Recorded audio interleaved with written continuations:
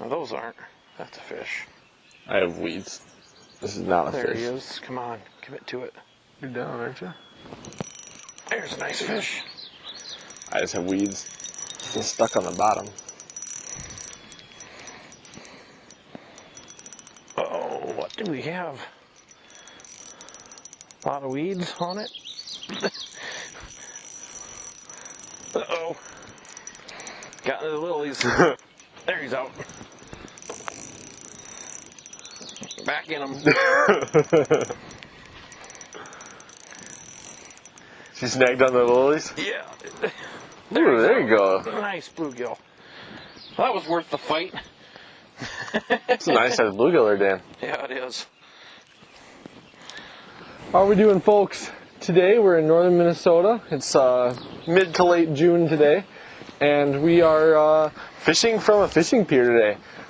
We decided to, do something a little different than what we usually do. Usually we're fishing from a boat, and do something that a lot of other people do as well, is, go to a local public fishing pier and kind of see what'll bite. Yeah, and this is a great opportunity for us to showcase opportunities that are there for people that don't have boats or canoes or whatever. Mm-hmm. To give you guys some pointers too, and show you that there's nice fish, available from these public accesses. Mm-hmm. So we're going to show you some of the tips and tricks we use, some of the equipment that you want to bring and make sure that you have with you. So stay tuned, and we'll put some fish in the pier for you. Yeah.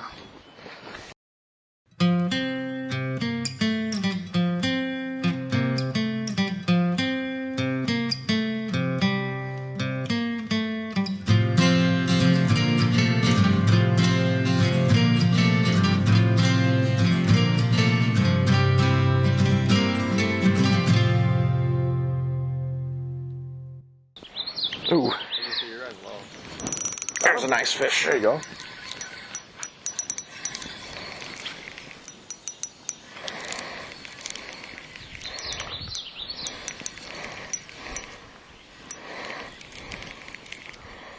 What do we got, Dan? What do we got? There's sunfish. But another decent one. Yeah, it is a decent bluegill. Amazing how many nice fish can be had just right off a pier like this. Absolutely. Bring him down here so you guys can see him. Excuse me, sir.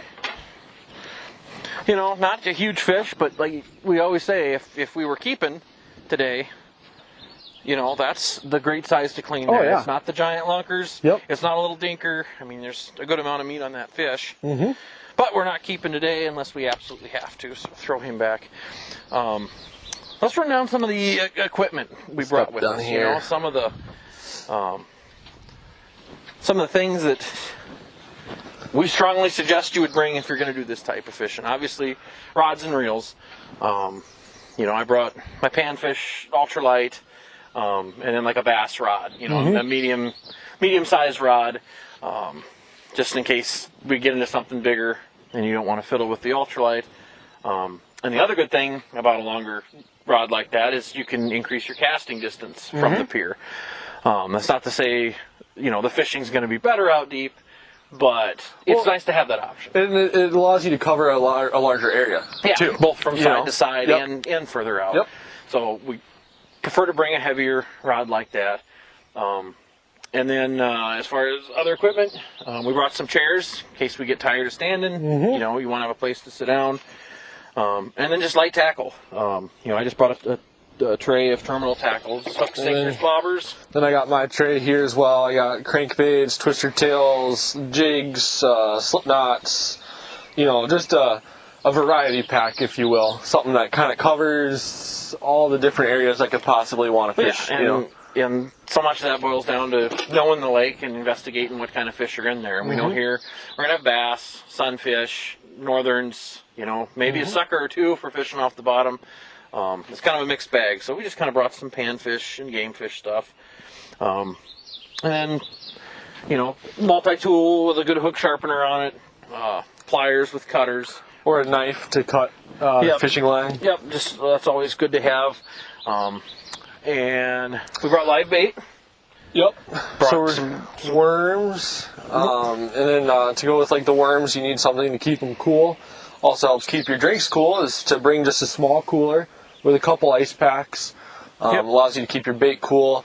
If we were using minnows today, we brought this for demonstration purposes. You could have just a simple flow troll. These are what, $5 at Walmart?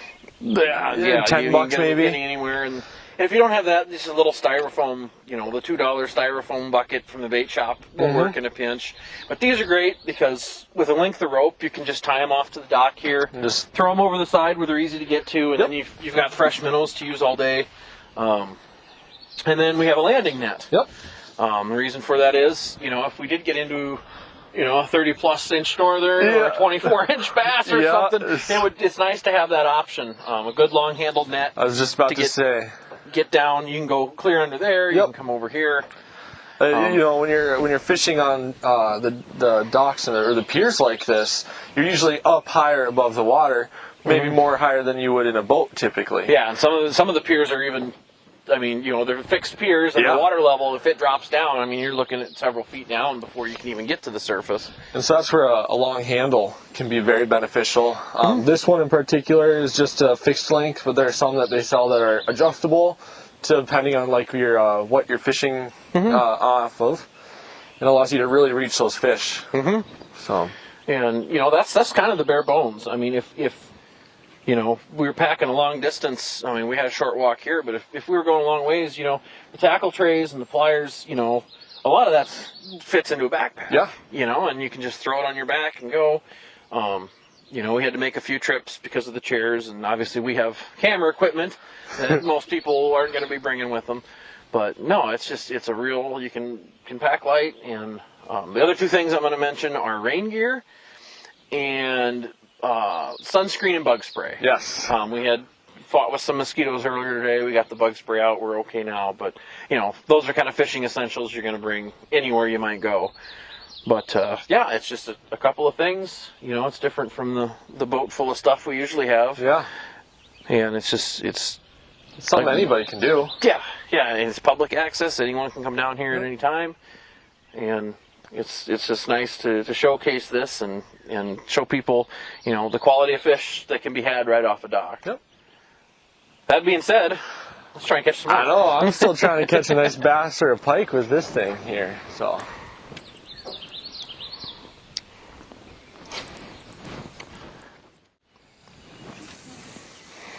Cast a little further off there. Ooh, that was quick. Another nice one. Get out of them weeds. They sure like to run to those weeds, Yes, don't they do. I would too, you know. It's the closest cover and they know where they're safe. Yeah.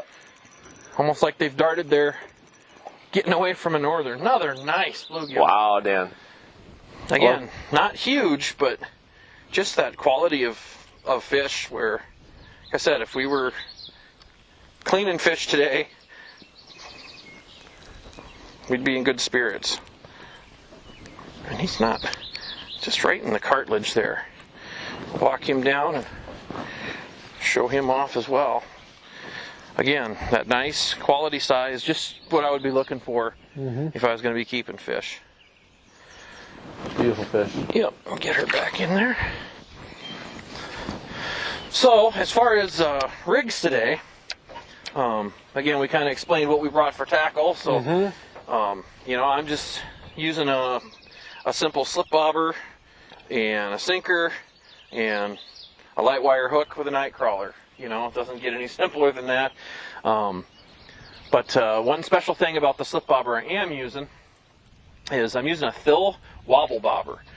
And the idea behind the bobber, I think, originally was to create more action during waves. But I like fishing these as much as I can for a couple reasons. One is it's weighted. This bobber actually has weights in the bottom of it that always keep it upright. And so with that extra weight, I can get out a lot further on my casts. And the other cool thing is, if you look on here, it says 1/16 ounce. It tells you right on the bobber the size of split shot you need to make this bobber balance perfectly in the water, right on that black line, where the majority of that bobber's underwater, and it takes minimal effort for a fish to pull that down. And the last thing I'm going to mention is it has these copper inserts on either end of the bobber that make feeding that line through there extremely flawless. Like, this thing does not fail. It casts out and the line feeds right through it. So for the combination of those reasons, I use these a lot, and I really suggest you get out and pick some of these up. We don't do a lot of product endorsement here, but this is one of those things that it's just unique enough. Everybody should have a couple of these with them, especially if you're doing bobber fishing off a pier like this. Well, we've used those for walleye before. Yeah. Bass maybe. Definitely is a very good product that we definitely like to use. Yep. Then for my rig, I've been kind of switching it up all morning. I started off with just a simple clip-on bobber and split shot and a plain hook. And I'm trying to go for something a little bit bigger, maybe a different species than what Dan's going for. So I'm just using just a simple twister tail, yellow twister tail, simple gold jig here with a nice little eye on it.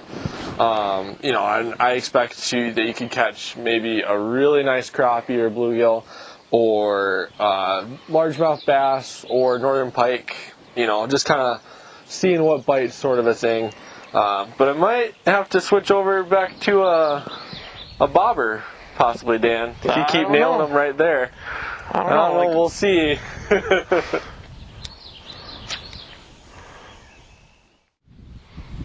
There we go. There we go. Stay out of the weeds. Stay out of the weeds. They love driving for those weeds.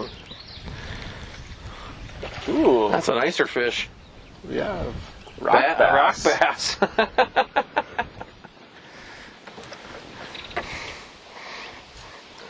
We didn't mention that in all of our species earlier. We made the laundry list of species and we left the rock bass out. They never get any love. Yeah. But like pound for pound, put up a good fight. Pound for pound, they are some of the toughest fighters in Minnesota. You gotta give them that. Thick, meaty. That's awesome. Get them back Not quite as colorful as the bluegill, and they get no love. I'll reel in a good rock bass any day, though. So if you'll notice, guys, we changed locations. We're actually on the other side of the pier now. And that kind of goes through, usually we like here on the show, we like to talk a little bit about location and why we're fishing, where we're fishing. But location on a pier is kind of limited, one might think, but in reality, it kind of isn't. There's quite a bit of surface area that we can cover. Yeah. We can cast straight out, we can cover a weed edge for certain, and deep water. We can cast on the inside towards shore and cast super shallow bulrush, lily pads. Not saying that you wouldn't get snagged. Well, I mean, if you had spinner baits or frogs, weedless spoons, or even a weedless plastic rigged up, yeah. I mean, we've heard fish back in there hitting. Yeah. I don't know what they are, but I got to believe there's some bass or northern that's in there just waiting for a buzz bait or a spinner bait. So, yeah. Yeah, you're really only limited by your imagination. And like I said, with a longer rod and the ability to cast farther, we're not limited to just 10 yards ashore here. We can cast further down in either direction. And a lot of times on these piers, you run into other people. Mm-hmm. And, the best spot might be occupied when you get here. No big deal, Shop around and you might find that next honey hole. And that's part of the other reason we moved, is we found when this little skiff of wind came up, that side, for whatever reason, kind of shut down, and we had a turtle move in, and I don't think that improved things, so we just flip-flopped ends, and we'll be fishing out here later, and might even throw something weedless back in there later. I mean, like I said, there's no right or wrong way to do it. Yeah. And the other thing, as far as location, to find these piers, at least in most states, I know for the state of Minnesota I can speak for, has a great program with their mobile app. It's called MinnesotaLakeFinder.com, and they have a Minnesota Lake Finder mobile app, and it's put together by the state. And if you don't have a boat and you're explicitly looking for these fishing piers, they're all on the maps. Mm-hmm. You can search by name. You can search by county. I should say lake name. You can search by species of fish. Yeah, yeah. So it's like if you're looking for, I want to target panfish, you get on there and you look at maps, and then you can look at fishery survey results, lake maps that show depth and stuff. But then the recreational compass is great because it highlights where the boat ramps are and where these piers are. It puts them right on a Google map overlay. So you can actually look at an aerial photo of where we're at and say, okay, the fishing pier's there. It looks like there's some weeds, and that gives you a heads up what to bring. Yep. The same with looking at the species. If this was a deep walleye lake or a cold trout lake, we'd be packing in a lot different stuff than what we're bringing. So it's just a great thing to use if you're in Minnesota or you're visiting Minnesota. Check that out, Minnesota Lake Finder. And I know other states. I'm from Iowa. I know Iowa has similar recreational sites. You can go through state parks, public water bodies, and if they've got fishing pier, they list it on there, and they have some nice maps on there as well. So I imagine that's the case with most states.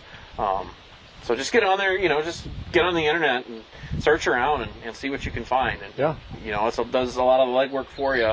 So when you get down here, you kind of know what you're getting into as far as territory and fish species. And I think that's the biggest thing, is just kind of knowing what to expect. There's nearby us. There's a trout lake that we'd be fishing completely different for. Yeah. And just it gives you an idea of what you're expecting, and also gives you a chance to figure out some different lakes that have fishing piers. So. You need to catch another rock bass. Yeah. Hoping for a largemouth or a northern or something. We'll see.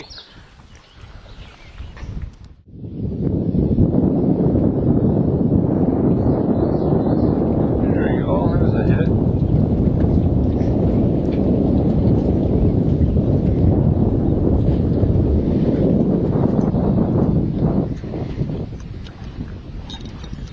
Oh, there we go.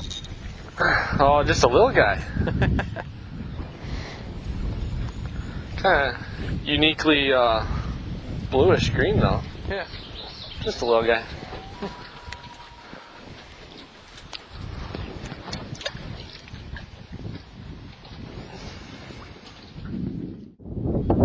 There's those subtle bites, you really can't see them now. That one I saw. Nicer fish. This little guy.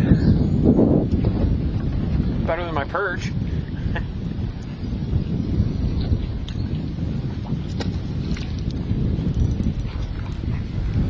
That one? Yeah. Yeah, where'd the big ones go? They move out deeper? Maybe. It got darker though, so you'd think that it wouldn't be that. I don't know. They do weird stuff. Bite. Yep. Got him. A little better fish. And keep him out of those weeds. Yeah. Take him. Showcase him to the camera. That is such that cool color. Like we said in our other video, just that really cool color of kind of it's blue, but it's got almost like a violet tint to it. Yeah. I know some of that is spawning, but I think some of it is just water quality too. Sure. Oh, whoop, sorry buddy.